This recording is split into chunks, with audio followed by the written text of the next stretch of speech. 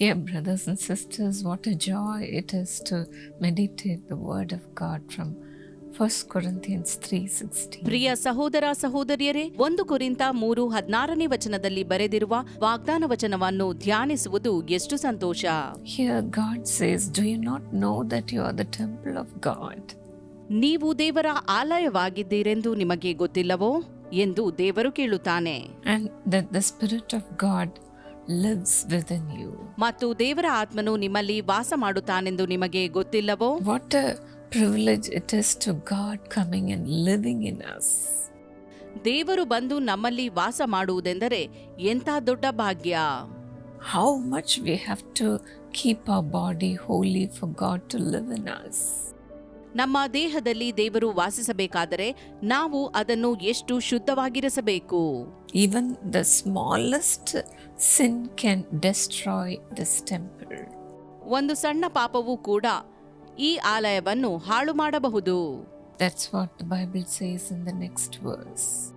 ಇದನ್ನೇ ಸತ್ಯವೇದದಲ್ಲಿ ಮುಂದಿನ ವಚನದಲ್ಲಿ ನೋಡುತ್ತೇವೆ. If anyone destroys God's temple, God will destroy him. ಯಾವನಾದರೂ ದೇವರ ಆಲಯವನ್ನು ಕೆಡಿಸಿದರೆ ದೇವರು ಅವನನ್ನು ಕೆಡಿಸುವನು ಎಂದು ಬರೆಯಲ್ಪಟ್ಟಿದೆ.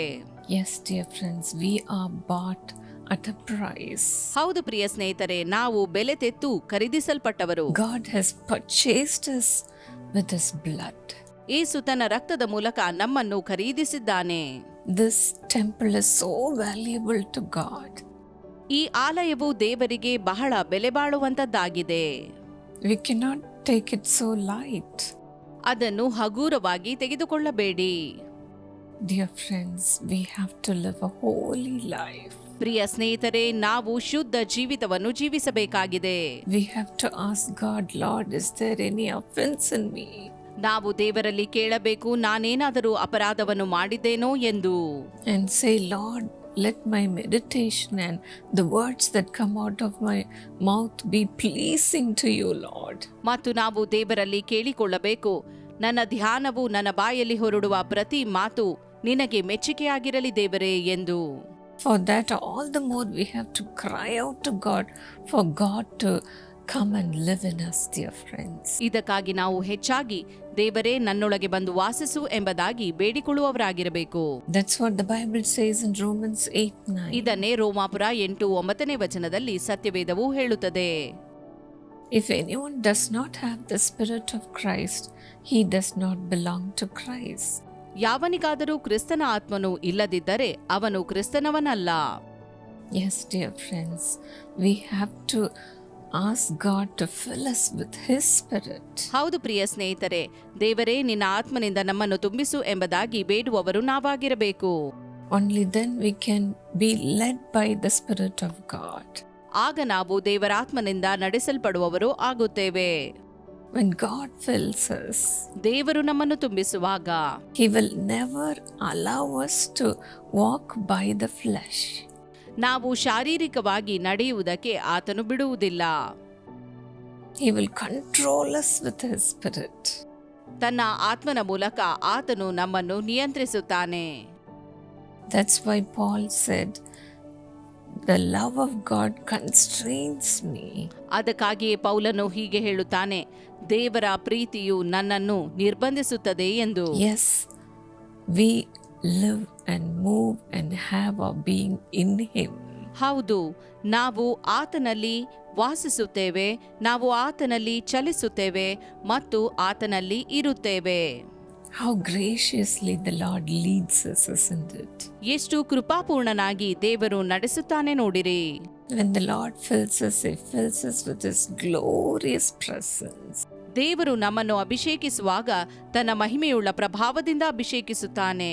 In 1 Kings 8 from 10 to 11, the Bible says, 1 ಅರಸುಗಳು 8:10-11 ವಚನಗಳು ಹೇಳುತ್ತವೆ. when Solomon dedicated the temple, the Lord's glory filled the entire temple. ಅರಸನಾದ ಸೊಲೊಮೋನನು ದೇವಾಲಯವನ್ನು ಪ್ರತಿಷ್ಠಿಸಿದಾಗ ಯೆಹೋವನ ತೇಜಸ್ಸಿನಿಂದ ವ್ಯಾಪ್ತವಾಗಿದ್ದ ಮೇಘವು ಆಲಯವನ್ನು ತುಂಬಿಕೊಂಡಿತು. Likewise, when we dedicate our bodies as a living sacrifice to God, the Lord fills us with His glorious presence. ಇದೇ ರೀತಿ ನಾವು ನಮ್ಮ ದೇಹವನ್ನು ದೇವರಿಗೆ ಸಜೀವ ಯಜ್ಞವಾಗಿ ಸಮರ್ಪಿಸುವಾಗ ದೇವರು ತನ್ನ ಮಹಿಮೆಯುಳ್ಳ ಪ್ರಭಾವದಿಂದ ನಮ್ಮನ್ನು ತುಂಬಿಕೊಳ್ಳುತ್ತಾನೆ. That's what Jesus also says in John 2:19-21. ಇದನ್ನೇ ಯೇಸು ಯೋಹಾನ 2:19-21 ವಚನಗಳಲ್ಲಿ ಹೇಳುತ್ತಾನೆ. When we read this, he says, "My body is the temple of God." ಅದನ್ನು ಓದುವಾಗ ಯೇಸು ಅಲ್ಲಿ ಹೀಗೆ ಹೇಳುತ್ತಾನೆ, ನನ್ನ ದೇಹವು ದೇವರ ಆಲಯವಾಗಿದೆ. Destroy this temple, I will raise it again in 3 days. ಈ ದೇವಾಲಯವನ್ನು ಕೆಡವಿರಿ, ನಾನು 3 ದಿನದಲ್ಲಿ ಅದನ್ನು ಎಬ್ಬಿಸುವೆನು. For that the disciples said, "It has taken 46 years to build this temple, and you are going to raise it in 3 days?" ಅದಕ್ಕೆ ಯೆಹೂದ್ಯರು ಕೇಳುತ್ತಾರೆ, ಈ ದೇವಾಲಯವನ್ನು ಕಟ್ಟುವುದಕ್ಕೆ 46 ವರ್ಷ ಹಿಡಿಯಿತು, ನೀನು 3 ದಿನದಲ್ಲಿ ಅದನ್ನು ಎಬ್ಬಿಸುವೆಯೋ ಅಂದರು. But then Jesus meant his body. ಆದರೆ ಆತನು ತನ್ನ ದೇಹವೆಂಬ ದೇವಾಲಯದ ವಿಷಯವಾಗಿ ಈ ಮಾತನ್ನು ಹೇಳಿದನು. Because of jealousy, he knew that people will kill him. ಜನರು ಹೊಟ್ಟೆ ಕಿಚ್ಚಿನಿಂದಾಗಿ ತನ್ನನ್ನು ಕೊಲ್ಲುವರು ಎಂಬುದಾಗಿ ಯೇಸುವಿಗೆ ತಿಳಿದಿತ್ತು. He'll be put to death. ಆತನಿಗೆ ಮರಣದಂಡನೆ ವಿಧಿಸಲಾಗುವುದು. He very well knew that he will raise it up in 3 days. ಆತನಿಗೆ ತಿಳಿದಿತ್ತು ಆತನು 3ನೇ ದಿನದಲ್ಲಿ ಎಬ್ಬಿಸಲ್ಪಡುವೆನೆಂದು. That's what he meant, dear friends. ಇದನ್ನೇ ಆತನು ಅಲ್ಲಿ ಹೇಳಿದನು ಸ್ನೇಹಿತರೆ. Because Jesus died for us on the cross ಯಾಕಂದರೆ ಯೇಸು ಶಿಲುಬೆಯಲ್ಲಿ ಪ್ರಾಣ ಕೊಟ್ಟನು and rose again in 3 days. ಮತ್ತು 3ನೆಯ ದಿನದಲ್ಲಿ ಆತನು ಎದ್ದನು.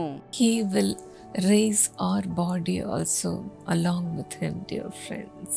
ತನ್ನೊಂದಿಗೆ ಆತನು ನಮ್ಮ ದೇಹಗಳನ್ನು ಎಬ್ಬಿಸುವನು ನನ್ನ ಪ್ರಿಯ ಸ್ನೇಹಿತರೆ. He will not allow our body to die.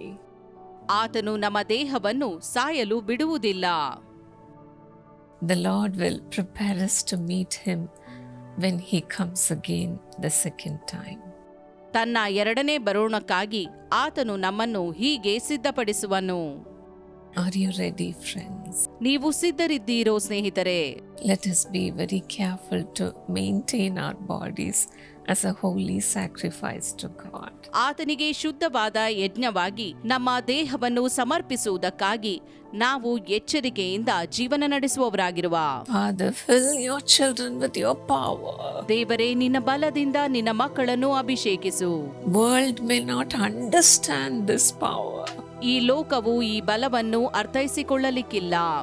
But then fill them, Lord, graciously with all the gifts of the Holy Spirit. ಕರ್ತನೇ, ಕೃಪಾಪೂರ್ಣನಾಗಿ ಪವಿತ್ರಾತ್ಮನ ಎಲ್ಲಾ ವರಗಳಿಂದ ಇವರನ್ನು ತುಂಬಿಸು ಎಂದು ಬೇಡುತ್ತೇನೆ. Use them uniquely, O God. ಇವರನ್ನು ನೀನು ಅನನ್ಯವಾಗಿ ಉಪಯೋಗಿಸು ದೇವರೇ.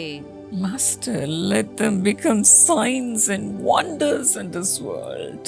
ಅವರು ಈ ಲೋಕದಲ್ಲಿ ಸೂಚನೆಯೂ ಅದ್ಭುತವೂ ಆಗಿರಲಿ. And Lord, you came into this world not to be served, but to serve, O God. ಯೇಸುವೆ, ನೀನು ಈ ಲೋಕಕ್ಕೆ ಬಂದದ್ದು ಸೇವೆ ಮಾಡಿಸಿಕೊಳ್ಳುವುದಕ್ಕಾಗಿ ಅಲ್ಲ, ಸೇವೆ ಮಾಡುವುದಕ್ಕಾಗಿ. Likewise, use your children also to serve you, O God. ಇದೇ ರೀತಿಯಲ್ಲಿ ನಿನ್ನ ಮಕ್ಕಳು ಕೂಡ ಸೇವೆ ಮಾಡುವುದಕ್ಕೆ ಅವರನ್ನು ಉಪಯೋಗಿಸು ದೇವರೇ. Lord God, you filled Jesus with the Holy Spirit without measure. ದೇವರೇ, ನೀನು ಯೇಸುವಿಗೆ ಆತ್ಮವರವನ್ನು ಅಳತೆ ಮಾಡದೆ ಅನುಗ್ರಹಿಸಿದ್ದಿ. Fill them also with such a power. ಅಂತ ಬಲದಿಂದ ನಿನ್ನ ಮಕ್ಕಳನ್ನು ಕೂಡ ತುಂಬಿಸು. Let them become a different person, Lord. ಅವರು ಬೇರೆಯೇ ವ್ಯಕ್ತಿಯಾಗಲಿ ಎಂದು ಬೇಡುತ್ತೇನೆ.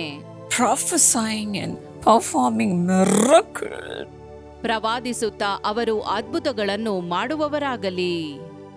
Lord, as they have dedicated their bodies to serve you, ಅವರು ತಮ್ಮ ದೇಹವನ್ನು ನಿನ್ನ ಸೇವೆಗಾಗಿ ಒಪ್ಪಿಸಿರುವಾಗ, to glorify you, ನಿನ್ನನ್ನು ಮಹಿಮೆ ಪಡಿಸುವುದಕ್ಕಾಗಿ, to lift your name, ನಿನ್ನ ನಾಮವನ್ನು ಮೇಲಕ್ಕೆತ್ತುವುದಕ್ಕಾಗಿ fill them, Lord. ಅವರನ್ನು ಅಭಿಷೇಕಿಸು. Fill them with your abundant grace. ನಿನ್ನ ಹೇರಳವಾದ ಕೃಪೆಯಿಂದ ಅವರನ್ನು ತುಂಬಿಸು. Let their bodies become the temple of God. ಅವರ ದೇಹವು ದೇವರ ಆಲಯವಾಗಲಿ. Holy, ಶುದ್ಧ ಆಲಯ. holy, ಶುದ್ಧ. holy. ಶುದ್ಧ. Father, fill them with your holiness. ನಿನ್ನ ಪರಿಶುದ್ಧತ್ವದಿಂದ ಅವರನ್ನು ತುಂಬಿಸು ದೇವರೇ. Let all the spots and guilt leave them in Jesus. ಎಲ್ಲ ಕಲೆಗಳು, ಎಲ್ಲ ತಪ್ಪಿತಸ್ಥ ಭಾವನೆಗಳು ಯೇಸುವಿನ ನಾಮದಲ್ಲಿ ಬಿಟ್ಟು ಹೋಗಲಿ. Father, fill them with your holiness. ತಂದೆಯೇ, ನಿನ್ನ ಪವಿತ್ರತ್ವದಿಂದ ತುಂಬಿಸು. And make them worthy to be used by your hand. ನಿಮ್ಮ ಕೈಯಿಂದ ಉಪಯೋಗಿಸಲ್ಪಡುವುದಕ್ಕಾಗಿ ಅವರು ಯೋಗ್ಯರಾಗುವಂತೆ ಮಾಡು. Thank you for cleansing them, Lord, ಅವರನ್ನು ತೊಳೆದದ್ದಕ್ಕಾಗಿ ನಿನಗೆ ಸ್ತೋತ್ರ. and preparing them for your coming. ನಿನ್ನ ಎರಡನೇ ಬರೋಣಕ್ಕಾಗಿ ಅವರನ್ನು ಸಿದ್ಧಪಡಿಸುವುದಕ್ಕಾಗಿ ಸ್ತೋತ್ರ. Thank you, Lord. ಸ್ತೋತ್ರ ಕರ್ತನೆ, In Jesus' name. ಯೇಸುವಿನ ನಾಮದಲ್ಲಿ ಆಮೇನ್. God bless you, dear friends. ದೇವರು ನಿಮ್ಮನ್ನು ಆಶೀರ್ವದಿಸಲಿ ಸ್ನೇಹಿತರೆ. You are the temple of the Holy Spirit, ನೀವು ಪವಿತ್ರಾತ್ಮನ ಆಲಯವಾಗಿದ್ದೀರಿ. in whom God lives. ನಿಮ್ಮಲ್ಲಿ ದೇವರು ವಾಸಿಸುತ್ತಾನೆ.